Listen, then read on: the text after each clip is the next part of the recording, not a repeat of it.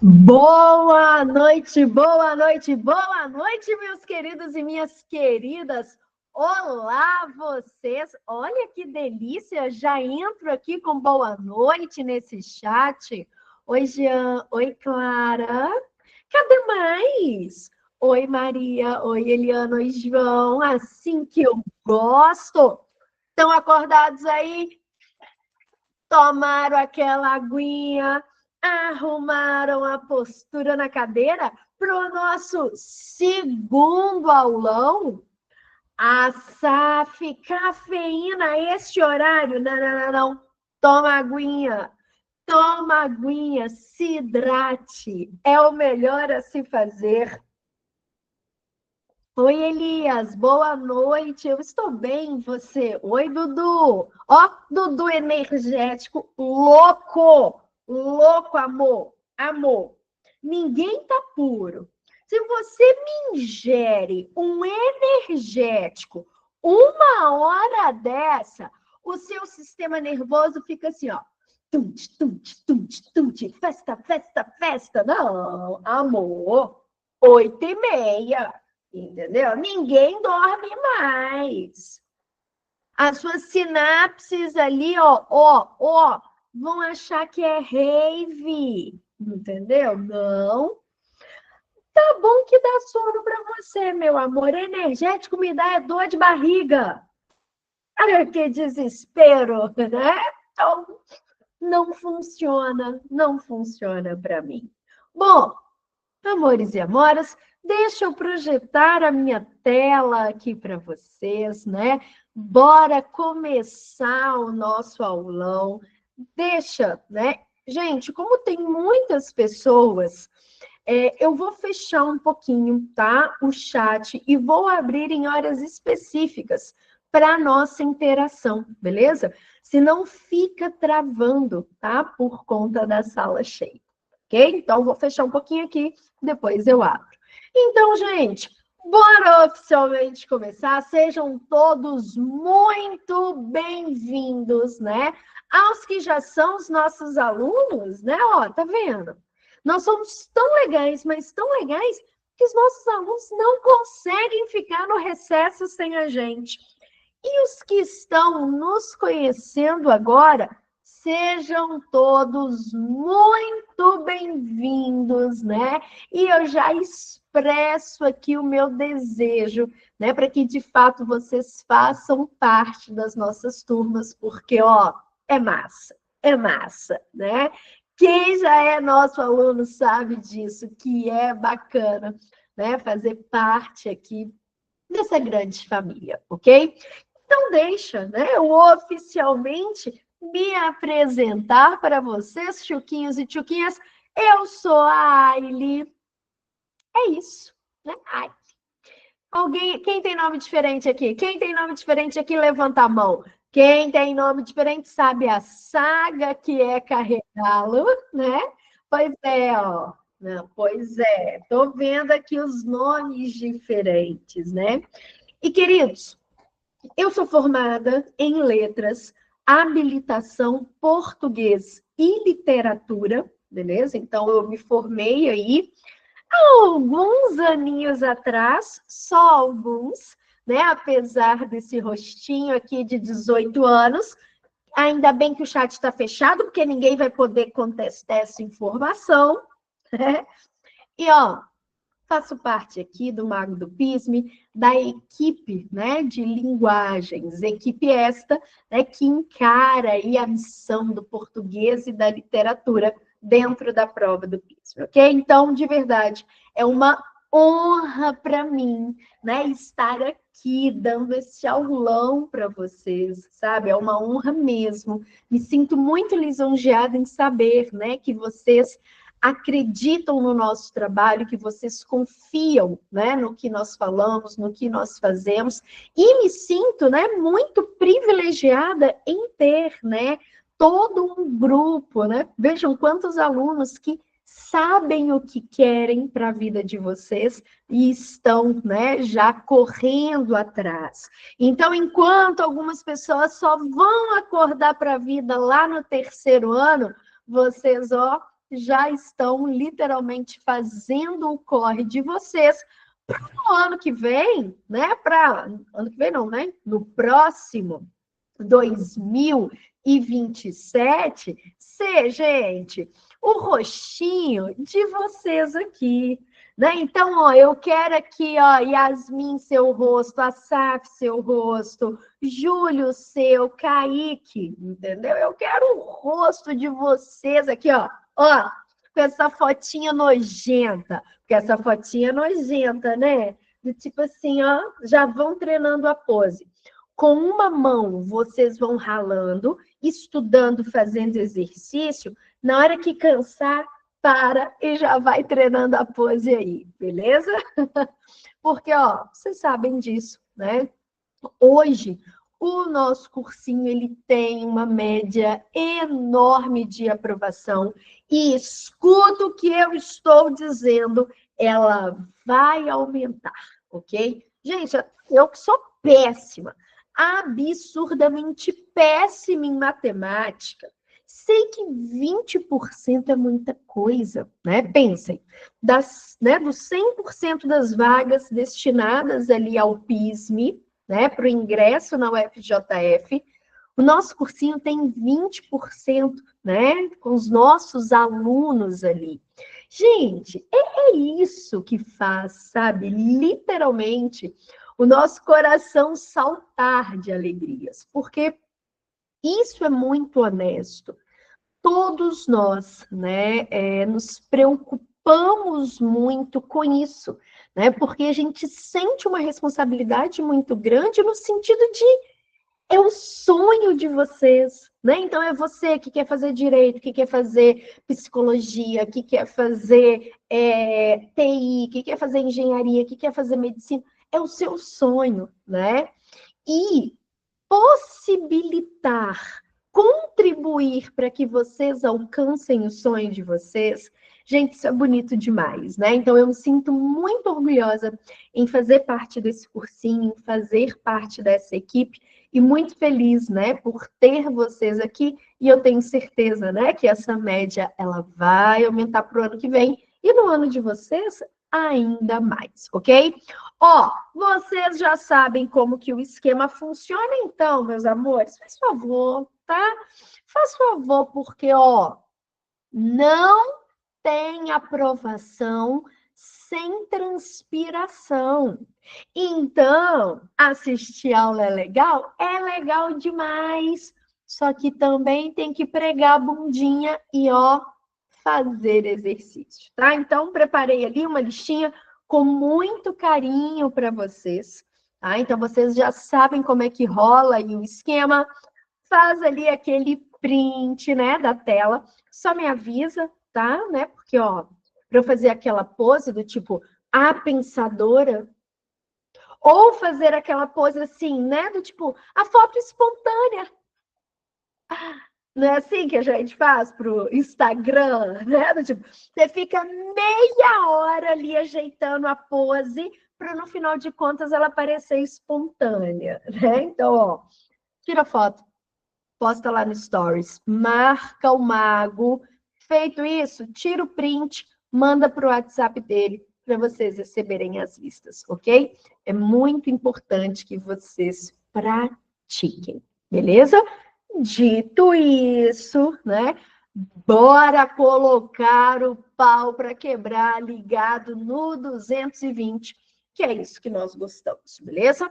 Bom, hoje, né, a nossa aula ali é literalmente um recorte, um gostinho, né, para vocês, e nós abordaremos aqui esses 3 tópicos. Então, a gente vai falar um pouquinho sobre como é a abordagem do PISME, né, 2 aí dentro da literatura.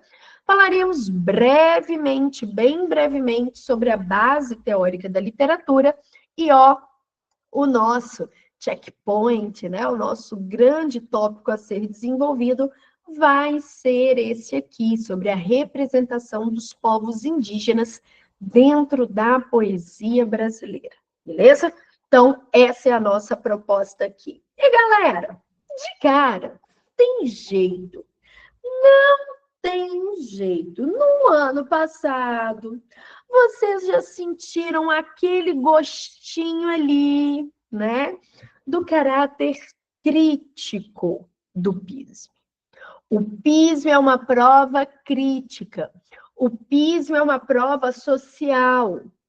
O PISM é uma prova política. Ai, mas eu detesto política. Amor, não tem jeito, tá? Porque, vejam bem, quando eu falo que o PISM ele é uma prova política, eu não estou falando de partido. Eu não estou falando que o PISM é do partido A ou do partido B. Eu não estou falando que o PISM ele defende o político X ou o político Y. Esse viés político da prova, meu amor, né, meus amores, tem a ver com a nossa visão crítica de mundo, de sociedade. Tem a ver, né, com essa política que está vinculada à própria existência do indivíduo e à organização da sociedade. E aí vocês perceberam isso muito claramente no conteúdo programático do PISM-1. Qual é o eixo do PISM-1? Literatura feminina. Literatura feminina negra, né? A representação da periferia dentro da literatura, né? A questão ali, ó, das literaturas africanas, né? Então, toda essa nossa herança, né? Gêneros literários, como, por exemplo, né, o Islã. Então, gente, vocês já sentiram ali no PISM-1, né? Essa pegada político-social e, ó, permanece. Permanece no módulo 2, permanece no módulo 3. No 3, então, né? O PISM-3 é a prova maior, né? E mais crítica e mais argumentativa de todos os módulos, beleza? Quem aí achou a prova do PISM-1 grande? Levanta a mão. Quem achou a prova do PISM-1 grande? Manda joinha, levanta a mão aqui só para eu saber. Chega aqui. Chega aqui, deixa eu te contar um negócio. Prepara. Não é a Anitta, não, mas, ó, mandou falar prepara, tá? Prepara o coração, que o PISM-2 é um cadinho maior ainda, tá?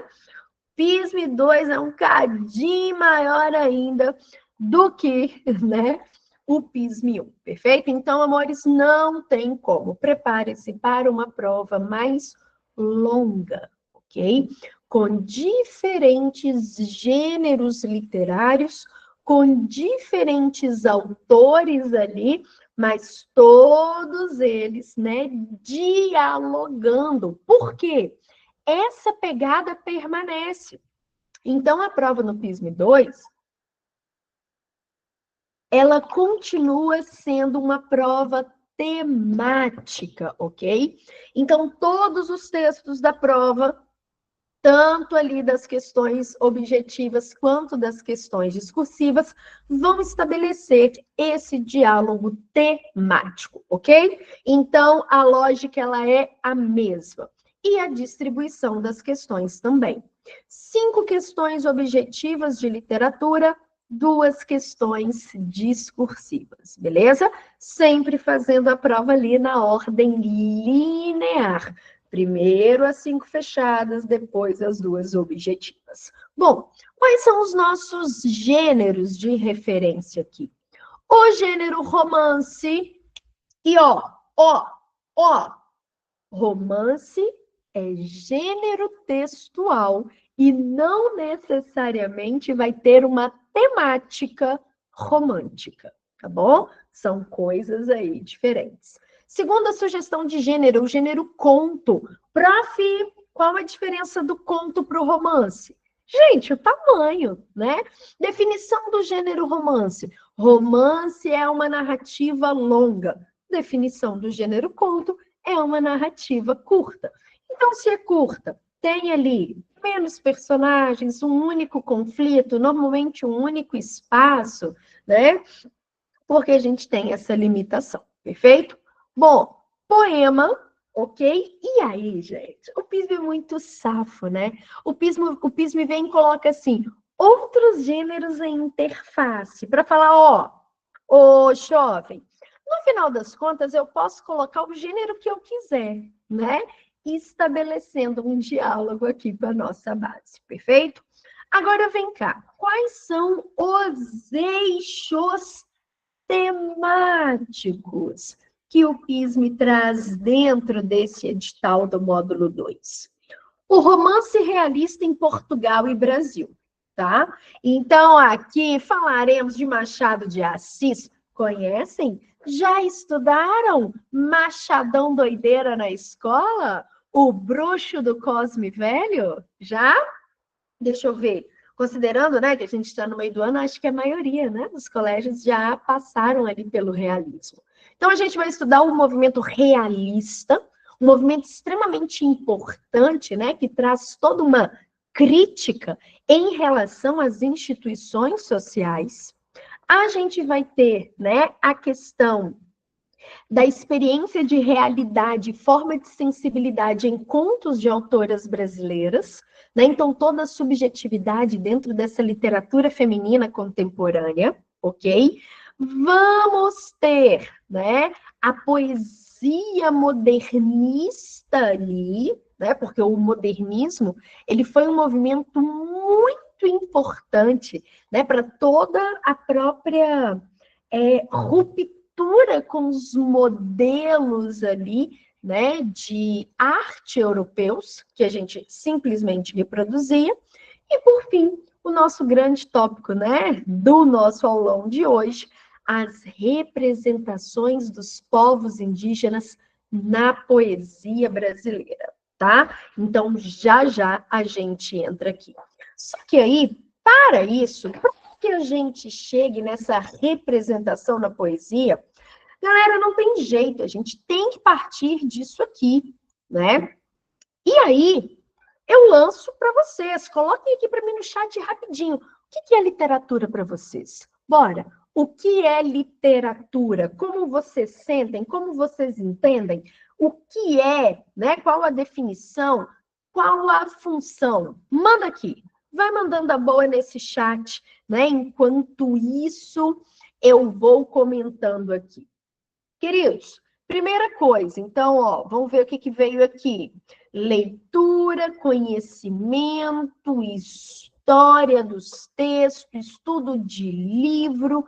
Ah, vocês estão pensando na literatura muito enquanto uma disciplina escolar, né? Vocês estão pensando aí, ó, né, nessa literatura aí com prova, né? Então, escola literária, características, autores, prova.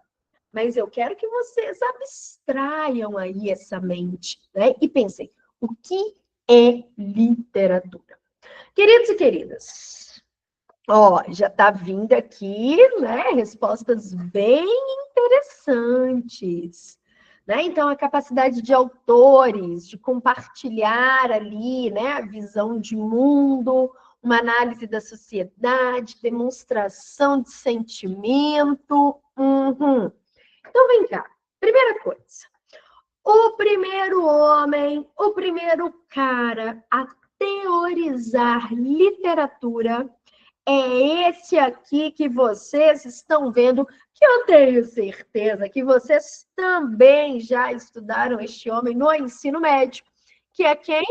Quem é esse aqui? Não, não é Homero, Julinha. Quem é? Fala para mim quem é esse. Não é só. Aham. Queridos, este daqui que vocês estão vendo é o nosso queridíssimo, para alguns, temido por outros, Aristóteles, né? É a escultura dele. Gente, Aristóteles, né, vai acompanhar vocês, não tem jeito, né, ao longo aí de toda a formação básica, porque ele tem um papel muito importante.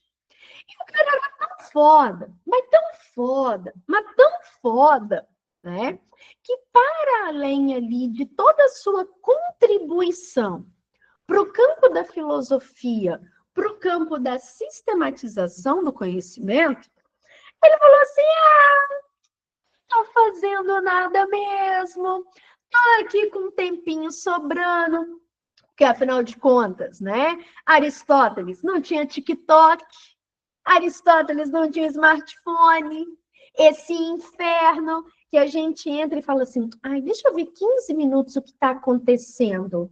E aí, quando a gente vê, dos 15 minutos se passaram 2 horas, que a gente está ali naquele limbo. É ou não é desse jeito, galera? É desse jeitinho.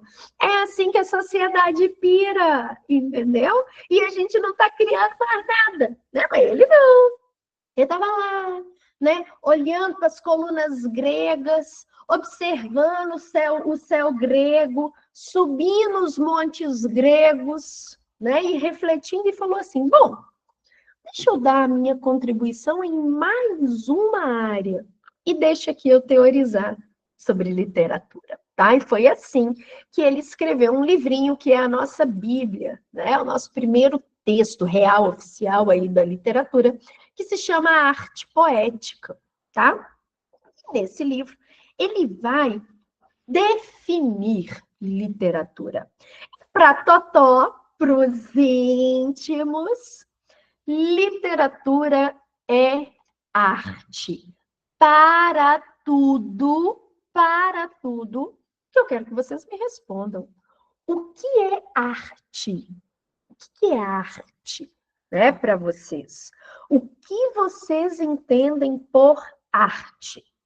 Expressão. Expressão de quem?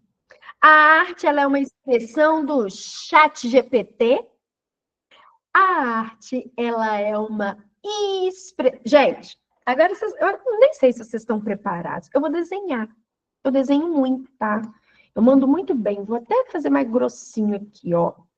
Gente, a arte, ela é uma produção. Nossa, eu mando bem demais. Vamos fazer um cabelinho? Pronto. Vamos fazer um olhinho, uma boquinha?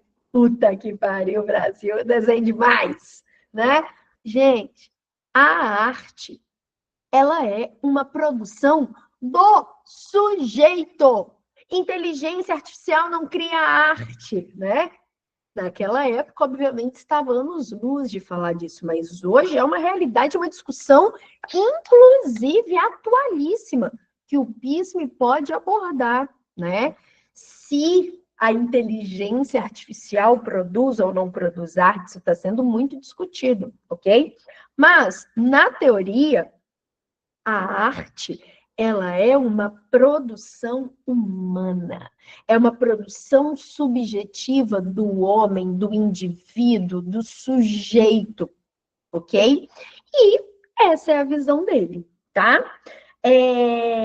Cecília, dentro dessa visão teórica, sim, né? A arte, ela precisa surgir desse anseio subjetivo. E a subjetividade, ela é, né, restrita ali a nós, seres humanos, e não uma máquina, perfeito? Então, gente, essa é a concepção do Aristóteles, beleza? A literatura, ela é uma arte. Segundo ponto que ele vai falar, ele tem que falar chique, né? Aí ele falou que literatura é mimese. O que é mimese? Gente, é imitação. Para Aristóteles, a literatura, ela não tem a obrigatoriedade, guardou aí? Não tem a obrigatoriedade de representar o real. Tanto que dentro da arte poética mesmo ele fala isso, ó. Cabe à história representar o real, representar a verdade. Cabe ao poeta escrever sobre aquilo que poderia ter acontecido. Então é isso que ele fala, né? Que a literatura, ela é uma arte através, né, das palavras que vão produzir essa imitação. Porque isso é interessante a gente parar para pensar também no objeto. Me deem exemplos, liberei o chat, me deem exemplos de arte. Então, literatura é uma arte. Mas o que é arte? Grafite, quadro, pintura, escultura, mais música, mais teatro, fotografia, dança, filme, cinema, tecnologia, não, né? A tecnologia ela é um suporte, ok? Então, literatura, Então, ó, cada uma, né? Cada manifestação artística que vocês citaram aqui, cada uma delas tem ali o seu objeto, né? Então, por exemplo, aqui, ó, nós estamos vendo uma escultura. A escultura ela é feita, né, ou a partir de argila, ou na Grécia, né, era muito comum a escultura ali, ó, em pedras de mármore, em Carrara. A música, ela tem como objeto, né, o som, o silêncio, né, que formam ali juntos a harmonia, a melodia. A dança tem como objeto o corpo, né? O corpo, ele é o objeto ali da dança. E assim segue. E a literatura, então, ela trabalha com a palavra. E aí, galera, muitas pessoas, né? Agora eu vou até, ou melhor, antes de colocar isso aqui, eu vou até abrir o chat de novo, que eu quero mais uma pergunta. Para que a gente consome arte? Seja honesto. Para que você consome arte? Pensa aí. Para que você escuta música, assiste ao filme, né? Vai ali ao museu? Beleza, vamos colocando aí que eu quero verdade. Real oficial, né? Ó, então eu estou acompanhando aqui. Queridos, o que rola? Muitas pessoas, né, acham que a arte ela tem uma única função, tá? Mas o fato é que a arte, ela tem várias funções dentro da nossa sociedade. A arte, ela não vai assumir necessariamente aquele caráter, né, utilitarista, né, aquele caráter valorativo ali, né? Por exemplo, dos elementos na sociedade capitalista contemporânea. Então, essa definitivamente não é uma função da arte, tá? Então, ela não precisa ter uma utilidade, ela não precisa render lucro. Então, ela pode ter ali diferentes funções, beleza? Meu amor, a arte, ela é uma manifestação cultural. A cultura, ela é muito mais ampla, tá? A cultura, ela contempla a língua, ela contempla os hábitos de organização daquela sociedade e contempla também as manifestações artísticas, beleza? Então, a cultura, ela é muito mais ampla e a arte é um aspecto que está aqui dentro, beleza? Bom, então vem cá. Inegavelmente, a arte, ela tem essa função de prazer, né? Do tipo, ai, né, eu quero aqui passar o tempo. Pronto, vou aqui, ó, colocar minha musiquinha, né? Ai, eu tô aqui sem fazer nada. Opa, pronto, ó, catei aqui, né, um livro e vou ler. Então, a arte, ela tem essa função estética e de entretenimento, né? Nos divertir, né? Isso, colorir um Bob Goods, né? Pode ser. Né? Então, ela tem essa função. Nos entreter, nos distrair, promover o prazer, né? Promover ali a alegria, o bem-estar. E tem essa função estética, né? Que é o quê? Esse enaltecimento ao belo, né? Às vezes a gente escuta uma melodia e fala, nossa, cara, que legal, que bacana isso, assiste a um filme, né? E aquele filme ali, ele é lindo, a fotografia dele é linda, né? Então, essa é uma das funções. É a única função? Ou é a mais importante? Não. Não existe essa possibilidade da gente falar, ó, essa função é mais importante que essa, e essa aqui tá lá embaixo. Não, todas as funções, elas são importantes, tá? Segunda função da literatura é promover a catarse, ok? É isso, catarse. Maria Paula, é essa lógica mesmo, né? Queridos, o que é a catarse? É a capacidade que a arte tem de nos tocar. A arte, ela tem uma capacidade de provocar sentimentos e sensações na gente. Então, às vezes, você lê um livro, né, e você até suspira. Você suspira ali com aquela passagem linda, né? Às vezes você vai ficar emocionada e vai chorar, né? Às vezes vai ficar puta, vai jogar, vai arremessar aquele livro longe, né? E só vai pegar naquela bosta daqui uma semana, né? Então, a arte, ela tem essa função. E aí, esses sentimentos, eles são completamente pessoais. Às vezes eu vou ver uma obra que ela vai me dar enjoo, ela vai me deixar atordoada. Já o Daniel vai ler a obra e não vai ser tocado por ela, tá? Então, essa catarse é essa relação individual e subjetiva que a arte provoca na gente, ok? Bom, terceira função da literatura. Amores, é essa função cognitiva, ok? Vem cá. Gente, por meio do contato com a arte, a gente consegue adquirir conhecimento, né? Principalmente hoje em dia, século XXI, né? Tecnologia.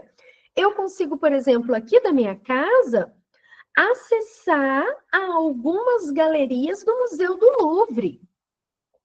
Aqui, ó, né? Sem sair aqui da minha cidade, da minha casa. Coloquem aqui para mim no chat de onde vocês são. Só para eu ter uma ideia aqui, né? Por onde vocês estão espalhados. Então, da minha cidadezinha, eu consigo acessar uma sala de um dos maiores museus de arte do mundo, né? Eu consigo acessar, por exemplo, o MASP, né? Em São Paulo, tem tours ali. Então, hoje, né, a gente consegue, a gente tem essa facilidade. Sem sair do lugar, eu tenho acesso à literatura, né, à pintura, à esculturas, a peças teatrais, enfim, todas as vertentes artísticas dos mais diferentes períodos históricos e locais geográficos, ok? Olha, adorei aqui, essa sala está com aluno, né, alunos de todos os lugares aqui. Amei, ó. São Paulo, Rio, Minas. Tem Espírito Santo? Não vi Espírito Santo aqui, ó. Ai, ai, ó. Apareceu o Espírito Santo, que delícia, né? Todos vocês que estão longe, bem-vindos mais uma vez. E por fim, não menos importante, que é o grande foco do PISM. Gente, é a função político-social. Vem cá, Aristóteles falou, não é obrigação da literatura representar a realidade. Não é obrigação, mas se quiser, pode. E aí, né, a gente tem essa vertente dentro da literatura que está ligada diretamente à luta social. Então, a literatura ela pode ser um instrumento de transformação social. Então, quando a gente pega, por exemplo, os romances realistas, né, o que eles faziam? Eles propunham uma análise crítica da sociedade, eles enfiavam o dedo na ferida. Se os românticos jogaram a sujeira toda para debaixo do tapete, né? Porque a escola, o romantismo é uma escola idealizada, e viveram felizes para sempre. Os realistas levantam esse tapete e ligam o ventilador ali. Eles querem a confusão. Eles falam, ó, a sociedade está falida. Família, falida. Matrimônio, falido. Religião, né? Igreja, falida. Indivíduo, falido. Então, é uma crítica aí, né? Por meio das obras literárias. E não parou por aí, né? Então, os realistas começaram, né? Ali, ó, primeiro em Portugal, a partir de 1855, depois aqui no Brasil, a partir de 1881, né? Eles abriram a porta da utilização da literatura como um instrumento de posicionamento. E vocês perceberam muito isso no PISM 1. Os textos da prova, né, eram textos que traziam questões políticas, sociais, raciais, tá? E isso, gente, está nos 3 módulos, né? Então, falar dessa poesia feminina, dessa literatura feminina e feminista, né? Essa literatura negra, essa literatura periférica, literatura indígena, literatura homoafetiva, tá no módulo do PISM 3, né? Então, esse é o grande foco do PISM, ok? Nos 3 módulos. E aí, né, para a gente aprofundar agora um pouquinho nesse aulão, nós falaremos sobre as representações dos povos indígenas na poesia brasileira. E antes disso, eu vou abrir esse chat porque eu quero fazer uma pergunta para vocês. Quando eu peço para vocês pensarem na figura do índio, como que vocês pensam nessa figura? Bora, coloca aqui nesse chat. Cocar, isso aí, Matheus, adorei. Já lançou um cocar, mas o quê? Como que vocês pensam? Né? Pensa no índio aí, galera. Cocar, mas o quê? Esse chat parou? O herói nacional. Uhum. A tanguinha, exatamente, aquela tanguinha, aquele cabelinho lambido de cuia. Uhum. Mas o que? As pinturas, a dança, mora na roça. Exatamente, estão vendo? O arco e flecha, olha que interessante. Deixa eu ver a pergunta aqui. Ele você falou que no romantismo não tinha essa denúncia sobre os problemas da sociedade. Mas e Castro Alves? Aí, Arthur, ele foi, né, uma vertente muito específica, tá? Tanto que ele é da terceira fase da poesia, né? Então, a terceira fase da poesia romântica, ela já é ali mais ou menos a partir de 1870. E Castro Alves, especificamente, ele vai usar o texto literário, né? Então, o poema, como uma forma de militância, né? Porque ele teve uma poesia abolicionista. Mas a escola romântica, se a gente pensa como um todo, não, é uma escola muito marcada pela idealização. Ele seria ali, né, o ponto fora da curva, beleza? Navio Negreiro é maravilhoso, né? Vozes da África também maravilhoso, beleza? Sim?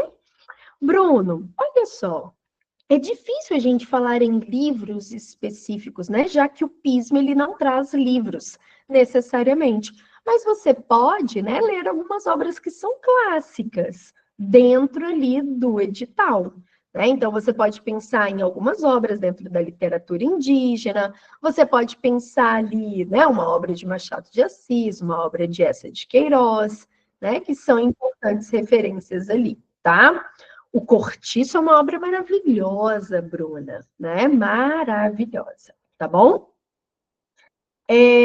Vamos lá, então. Deixa eu voltar aqui. Maria Paula, sem dúvida, né? O Quarto de Despejo, né? Diário de uma Favelada, é uma obra, né? Muito, muito impactante. Perfeito? Então, bora lá, meus amores. Agora eu vou fechar o chat um pouquinho para eu desembolar isso aqui com vocês. Por que eu fiz essa pergunta, né, para vocês? Como que vocês veem o índio?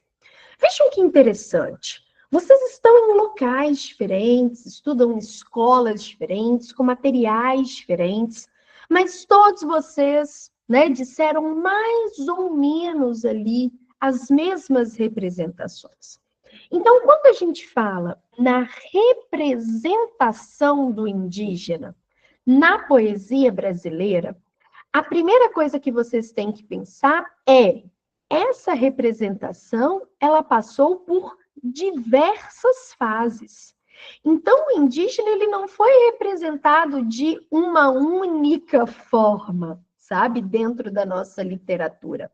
Dentro de cada momento, dentro de cada escola, ele foi representado de uma forma diferente. Qual foi a primeira representação do indígena dentro, né, dos documentos e dos textos produzidos aqui no Brasil? Deixa eu até abrir aqui. Qual foi a primeira vez que ele foi representado?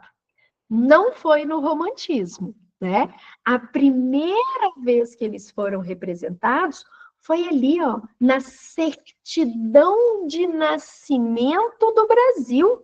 Exatamente. Então, lá na carta, né, ó, lá na carta de Pero Vaz de Caminha, opa, deixa eu afinar aqui esse traço. Pronto, melhor aqui, ó. Lá na carta de Caminha, eles já foram retratados, né? Eles foram retratados como os selvagens que deveriam ser salvos pelo rei e pela fé de Portugal. Caminha, né? Escreve lá. Em um primeiro momento, não podemos avistar ouro nem prata, mas o que de melhor pode fazer por esses selvagens é salvá-los. Então, eles foram representados primeiro como aqueles que deveriam ser salvos pelo branco colonizador, né? Depois, vamos representar o índio aqui, ó, movimento romântico brasileiro, né? Século XIX, né? Então, beleza, vamos fundar o indianismo. Mas vem cá, como que o indígena ele foi representado dentro do indianismo? Ele foi representado com os valores e as características do cavaleiro medieval, do herói europeu, né? Ele foi representado como belo, forte, corajoso, destemido, obediente, temeroso a Deus e ao Deus branco, né?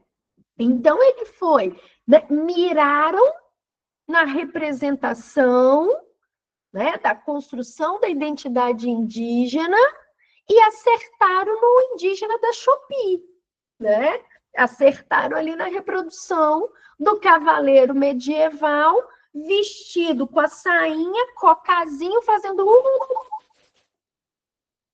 a história, tanto, né, os textos do quinhentismo quanto os textos do romantismo, eles serviram para homogeneizar essa figura do indígena. A gente pensa na figura do indígena como a gente pensa no Saci Pererê. Já pararam para pensar nisso? Né? Como se fosse a mesma coisa, como se todos os indígenas tivessem o cabelo de cuia, como se todos os indígenas tivessem aquela sainha e o cocarzinho, como se todos os indígenas fizessem é ou não é assim? A gente pensa no indígena como uma coisa só. E isso é graças a essas fases, né, de idealização, de apagamento. Galera, quando caminha, né, e obviamente todos os outros ali, chegaram aqui, fincaram a cruz, rezaram a missa e falaram, tá dominado, tá tudo dominado, a gente tinha, né, alguns registros falam em até milhares de tribos indígenas. Milhares. Cada tribo indígena tinha sua língua, tinham os seus próprios costumes, tinham os seus ritos.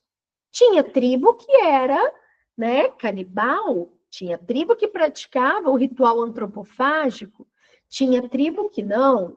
Tinha tribo que vivia mais para dentro da floresta, tinha tribo que vivia mais, né, à margem da costa, tinha tribo que era vegetariana apenas, tinha tribo que era apenas carnívora. Então eram milhares, né, de tribos. Só que todas elas foram massacradas, né, e colocadas dentro de um único bloco. Então, quando a gente analisa a poesia, né? Então, a representação do indígena dentro da poesia brasileira, a gente precisa falar dessas fases. Por isso que quando a gente olha lá no conteúdo programático, a gente tem a representação de vários nomes. Então, Oswald Gonçalves Dias, por conta dessa representação, né, indianista do romantismo, Oswald de Andrade, né, que aí já é uma outra fase. Vocês já estudaram modernismo na escola? Acho que ainda não, né? Beleza, ainda não. O movimento modernista, gente, de 1922, ele é um movimento importante na representação do indígena, né? Então, a gente vai ter ali, de fato, uma construção da identidade nacional. Mas, ainda assim, nós estamos falando de brancos que escreveram sobre os indígenas. E hoje, dentro da literatura contemporânea, a gente tem visto essa representação indígena sendo construída pelos próprios descendentes indígenas, ok? Então, é a ideia de uma representação ali, sem aqueles estereótipos, sem aquela, né, idealização ou homogeneização, né, pelas quais essa etnia passou, perfeito? Mas é a ideia ali do local de fala, tá? Então, isso é muito importante. Bom, quais são as principais características dessa poesia indígena contemporânea, tá? Então, nós estamos falando o quê? Da produção literária feita por indígenas. Tá? Então, alguns traços importantes aqui desse movimento. Primeiro deles, diversidade cultural indígena. Então, agora, esses nomes, eles vêm para falar exatamente isso.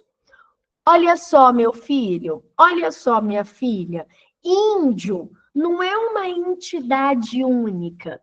Índio não é o Saci Pererê. De qual etnia nós estamos falando?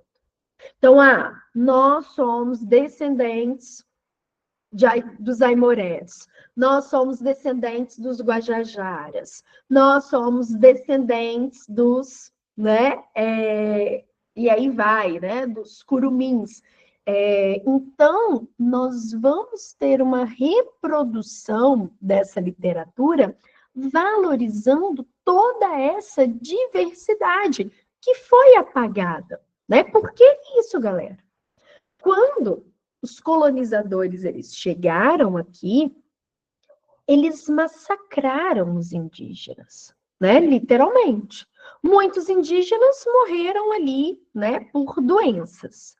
Os que sobraram foram escravizados, né? E aí morreram ali, tiveram a vida abreviada por conta dos maus tratos. Outros tantos morreram por conta de... Morreram não, né? Foram mortos por conta dos castigos físicos e por não aceitarem serem escravizados. Então, nós estamos falando de um grupo racial que foi massacrado.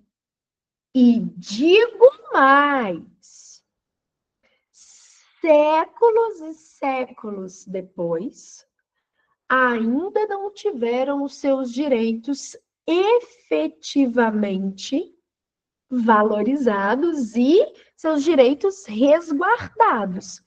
Então, essa literatura indígena contemporânea, ela traz uma revisão oficial da história, né? Deixa eu contar para vocês aqui um caso. Teve uma vez, eu estava pesquisando, né, para montar uma aula sobre quientismo, e aí eu caí em um site de um museu português, tá? Então, Museu de Portugal, bonitinho. E aí esse museu, ele falava sobre a colonização aqui no Brasil. E a foto que estava lá, de todo tamanho na matéria, era o europeu no meio, o indígena do lado esquerdo, um negro, né, representando o africano do lado direito, e todos eles abraçados e sorrindo. Gente, essa era a foto que estava representando, né, o processo de miscigenação no Brasil. Isso condiz com a história real? Não, só que é a história oficial. Então, lá, né, naquele site, a história oficial, por que oficial? Né, era a história que estava ali sendo contada, né, dentro de um museu, era de que o processo de colonização ele foi tranquilo. Né, ali, ó, coexistiram, né? O europeu, o indígena, o africano, todos juntos ali, ó, abraçados, unidos. Essa é a história oficial. E por que essa é a história oficial? Deixa eu abrir aqui o chat. As histórias oficiais, elas são sempre contadas por quem? Quem contam as histórias oficiais? Fala para mim. Exato. Contam as histórias oficiais aqueles que têm poder, aqueles que venceram. Exatamente isso, né? Então, gente, na nossa história oficial, é simples. Embora a nossa base ela se dê a partir, né, obviamente, do indígena, do europeu e do africano, a nossa história oficial ela é contada pelos europeus. E o PISM vem para fazer exatamente o caminho contrário. O PISM ele traz uma proposta dentro do edital de literatura para dar voz para esses que foram silenciados, oprimidos, dizimados, violentados nesse processo, né, de construção da sociedade, perfeito? Então, por isso que essa literatura ela faz essa revisão da história oficial e tem um caráter político, um caráter de resistência. Porque, vejam bem, nós estamos falando de um povo que ele é oprimido e violentado até hoje. Gente, essa semana, hoje é quarta, né? Segunda-feira eu li uma matéria na CNN, uma denúncia que a CNN fez que grupos religiosos estão utilizando a tecnologia para catequizar índios de tribos completamente isoladas no Amapá. Então, tribos, né, que escolhem não ter contato com a civilização, bem entre aspas, civilização. E aí, o que esses grupos religiosos estão fazendo? Usando drones com som, e aí esses drones, né, eles chegam até essa tribo e ficam ali, emitindo mensagens bíblicas. O que é isso?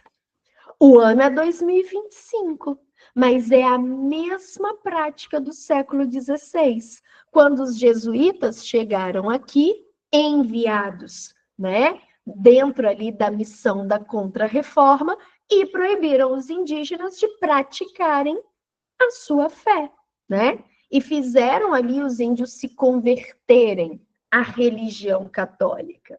Então, essa denúncia que foi feita essa semana, vejam bem, a essência é a mesma. Então, por isso que é, né, uma literatura de resistência, porque ainda é um grupo à margem, é um grupo violentado, excluído, tá? Para além disso, constantemente a gente vê na mídia brigas, né? Por territórios. Então, grandes aí, né, latifundiários, eles tentam, né, roubar as terras ali dos indígenas para o plantio, né, de monoculturas ou para pecuária. Então, é um povo que ainda sofre, tá? Então, gente, essa é a pegada do PISM. Por isso que eu falei que, tanto, né, em todos os módulos, o PISM, ele vai valorizar muito isso aqui, ó.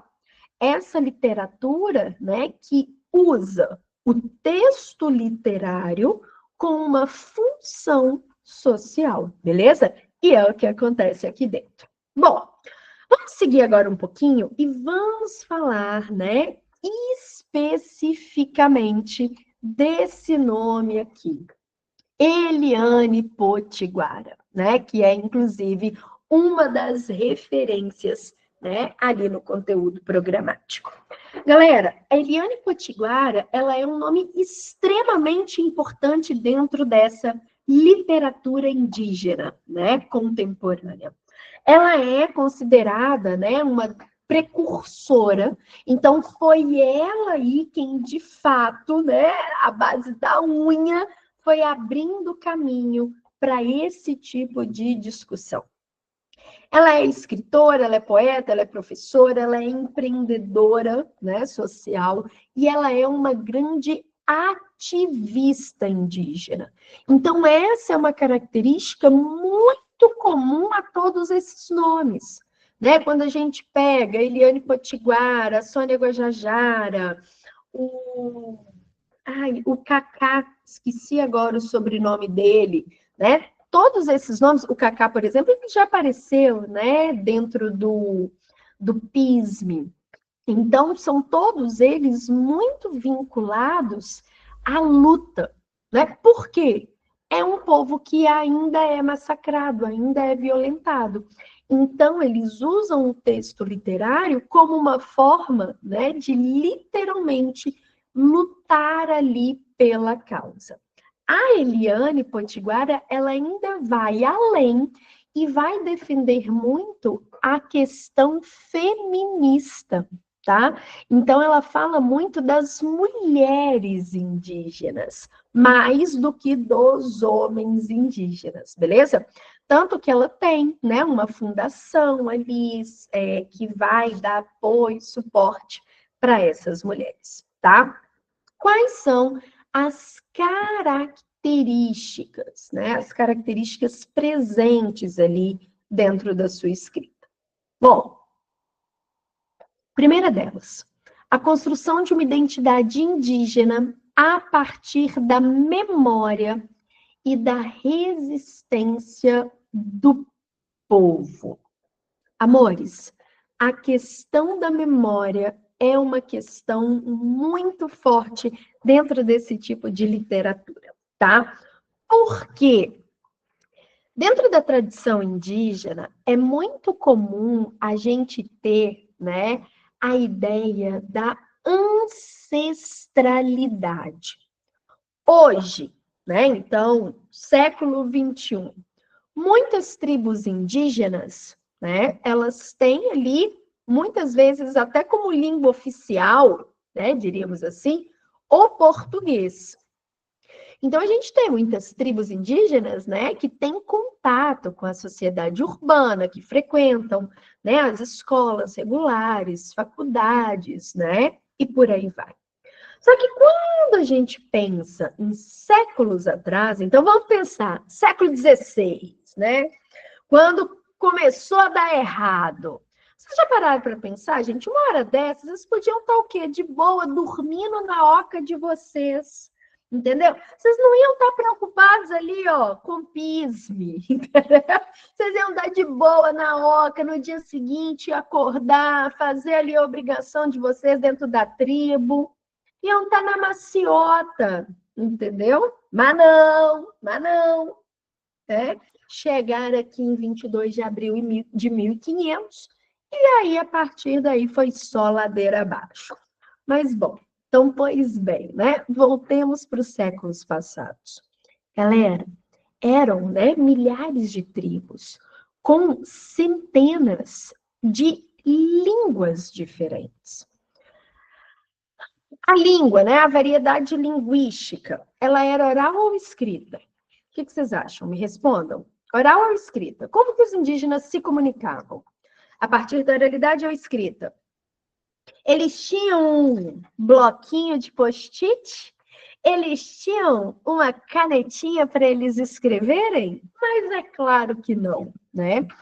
Então, todo o conhecimento, ele era passado pela... Não, Dudu, nem papiro eles tinham, entendeu? Não existia papiro, estava lá, ó, Ásia, né? Europa, né? Nos séculos ali anteriores, perfeito?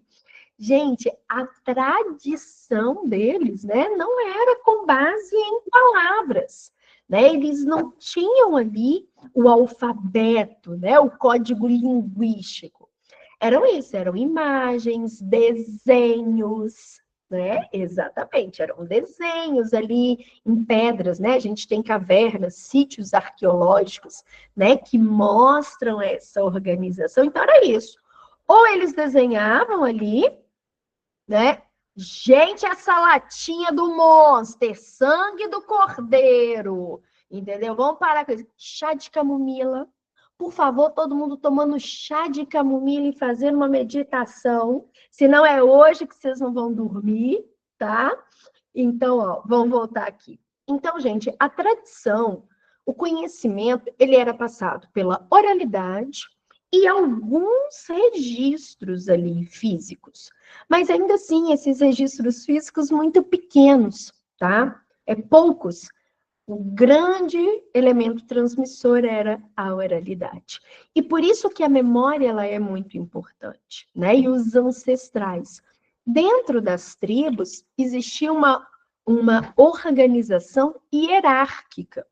Então, existia a figura, né, do pajé, o mais velho, o mais sábio, e ficava para ele a responsabilidade de transmitir, né, para os descendentes mais novos toda aquela tradição e conhecimento milenar.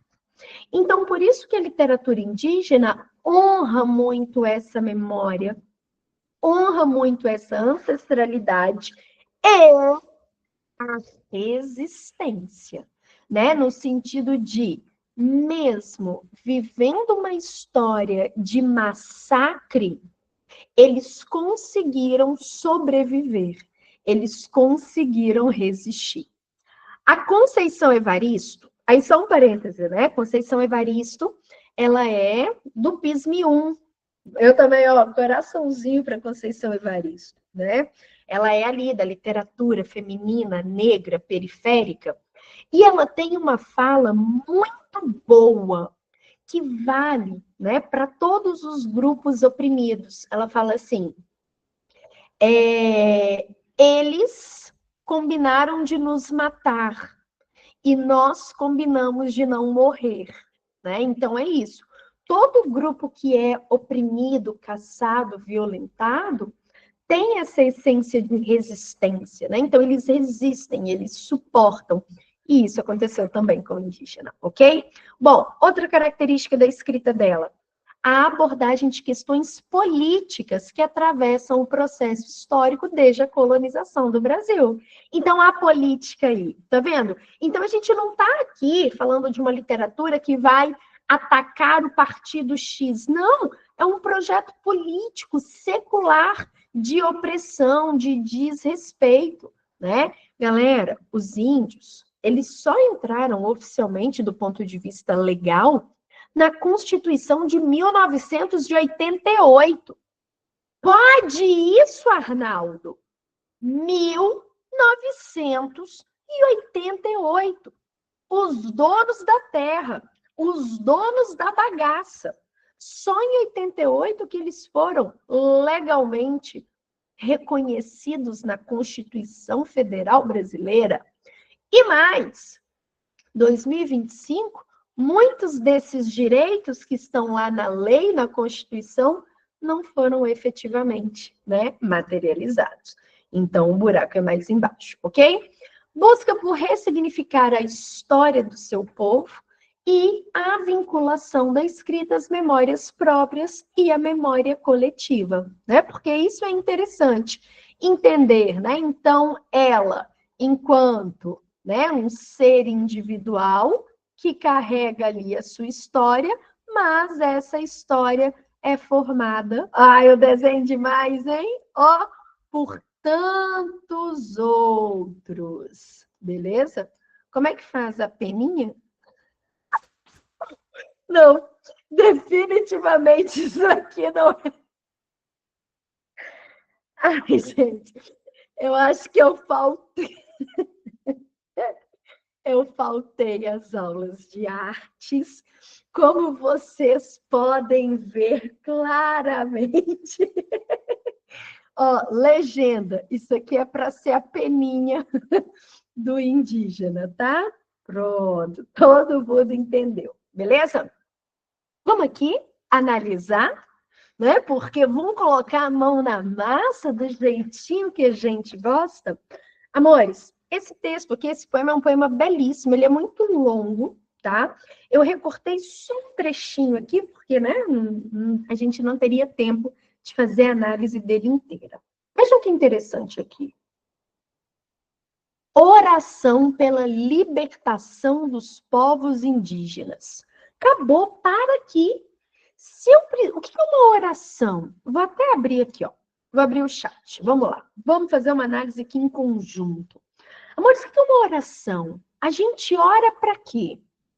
Normalmente a gente faz uma oração, né? Então é um apelo ali para algo metafísico, né? Um pedido, é um clamor, é uma petição, né? Para algo superior. E eu vou fazer uma oração para algo que não aconteceu, né? Então, ó, oração pela libertação dos povos indígenas. Então a crítica já começou aqui. Já sacaram? Já começa aqui. Se eu preciso fazer uma oração pela libertação dos povos indígenas, é porque esse povo ainda não está liberto, né? Esse povo ainda sofre, ainda é oprimido, ainda não tem, né, essa liberdade garantida. Ó, parem de podar as minhas folhas. Elias, exatamente, vejam essa linguagem, né? Injuntiva. O verbo aqui no modo injuntivo, ó. Parem, basta, chega, né? Então, ó, esse verbo aqui no modo imperativo que ainda traz, né, mais essa ideia de clamor. Vem comigo. Parem de podar as minhas folhas e tirar a minha enxada. Basta de afogar as minhas crenças e tirar a minha raiz. Cessem de arrancar os meus pulmões e sufocar minha razão. Chega de matar minhas cantigas e calar a minha voz. Não se seca a raiz de quem tem sementes espalhadas pela terra para brotar. Olha que legal. Nesses primeiros versos, né, a gente tem esse eu lírico que está falando, olha, né, vocês me destroem, né? Então esses parem quem? Esses versos, esse eu lírico, né? Ele está dialogando com quem, hein? Parem, né? Tipo, opressores, parem brancos, exatamente, né? Ó, parem de me destruir, de tirar minha folha, minha enxada, né? De arrancar a raiz, de apagar minha crença, de sufocar, né? Então é isso. Só que ao mesmo tempo, olha a resistência aqui. Vejam esses dois versos que bonitos, né? Não se seca a raiz de quem tem sementes espalhada pela terra para brotar. É isso aqui que é a resistência, né? Essa ideia do, ó, podem tentar, mas não vão conseguir, nós vamos sobreviver, nós vamos, né, brotar. Veia ancestral, rituais para se lembrar, não se aparam largas asas, ok? Meu amor, da... Ups, cadê ela? Aqui, ó, da Eliane Potiguara, tá bom? É dela. E o céu é liberdade e a fé é encontrá-la. Rogai por nós, meu pai xamã. Né? Olha aqui a valorização dessa cultura, tá? A Eliane, gente, ela é da etnia potiguara, beleza? A etnia potiguara, ela é uma etnia presente no Nordeste do país, tá? Então, rogai por nós, meu pai xamã, para que o espírito ruim da mata não provoque a fraqueza, a miséria e a morte. Rogai por nós, terra nossa mãe. Né? Então, é o pai xamã e a mãe terra.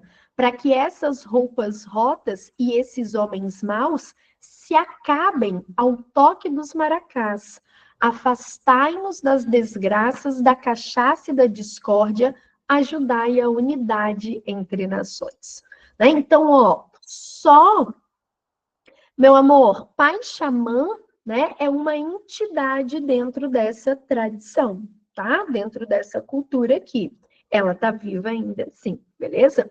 Então vejam, né? Poucos versos e a gente já percebe aqui quantos elementos, né? Então essa resistência, essa consciência dessa opressão, dessa violência, né? Mas ao mesmo tempo, ó, a gente vai sobreviver e roga aqui aos elementos, né, as entidades dessa crença para proteger, para afastar o homem mau, né? Então a gente tem aqui, concordo com vocês, né, quando vocês falam que é um poema pesado, mas eu concordo também que a gente tem muita beleza aqui, tá? E é essa a proposta. Rapidinho aqui, vem comigo desse poema. Brasil. Esse poema ele é muito legal. Faço com a minha cara de índia, e meus cabelos, e minhas rugas, e minha história, e meus segredos?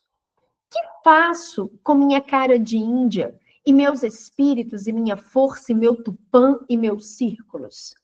Que faço com a cara de índia, e meu toré, e meu sagrado, e meus caboclos, e minha terra? Que faço com a minha cara de índia, e meu sangue, minha consciência, e minha luta, e nossos filhos? Aqui nessas primeiras estrofes, a gente tem uma figura de linguagem chamada anáfora. A anáfora é essa repetição, né, de uma estrutura em posição inicial. E aqui a gente tem esse eu lírico, né, interpelando o que eu faço com essa minha cara de índia. Brasil, o que eu faço com a minha cara de índia? Não sou violência ou estupro, né? Por quê? Porque os indígenas, ó, eles foram violentados, eles foram e são violentados e estuprados. Então, ó, eu sou história, eu sou o cunhã, barriga brasileira, ventre sagrado, povo brasileiro. Né? Então, é essa ideia de ó, valorizar, né? Entender que a Índia, né, que os indígenas, eles são a nossa essência. Ó, ventre que gerou o povo brasileiro hoje está só. A barriga da mãe fecunda e os cânticos que outrora cantavam, hoje são gritos de guerra contra o massacre imundo. Né? Então, ó, fazendo referência a essa história de violência, de massacre, né, vivido por esse povo. Beleza? São poemas bastante representativos ou históricos? Sim, com certeza, tá? Xamã seria equivalente a uma entidade? Sim, Pedro, é uma entidade ali dentro, né, da crença potiguara, né? Igual a gente tem, por exemplo, sei lá, dentro da crença católica, né, a figura de santos, né, de Deus, é uma entidade, né, poderosa ali dentro, perfeito? Bom, amores, o nosso tempo está estourando, né? Então, hoje é só ali aquele gostinho, né? Aquela pontinha ali do iceberg, mas, ó, dá tempo, tá? De ontem para hoje, as vagas já diminuíram, tá? E isso aqui não é fake news, tá bom? Não é fake news, então os números já diminuíram. Tenho certeza que até o fim de semana as vagas elas vão esgotar. Então, ó, pensa muito não, né? Matricula, só vem, né? Te garanto que vocês, né, terão aqui uma equipe extremamente comprometida, né, com a formação e com o sonho de vocês. Para quem não conhece a nossa estrutura, as nossas aulas todas ao vivo, assim, interativa, né, com troca, com dúvida, com pergunta, né? Porque, embora nós sejamos um cursinho online, a gente preza muito por esse contato humano, tá? Então, todas as aulas ao vivo, interativas, só que, ó, ficam, né, todas gravadas para vocês assistirem, simulados, listas quinzenais, né? Todo um suporte, né, que vocês têm aí, tá bom? Deixa eu ver aqui se tem alguma pergunta.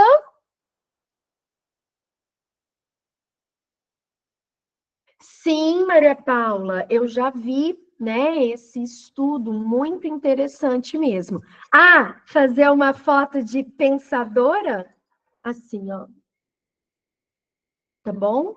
Aquela sem olhar direto, imitando Rodin, né? A escultura O Pensador, ele tá lá assim.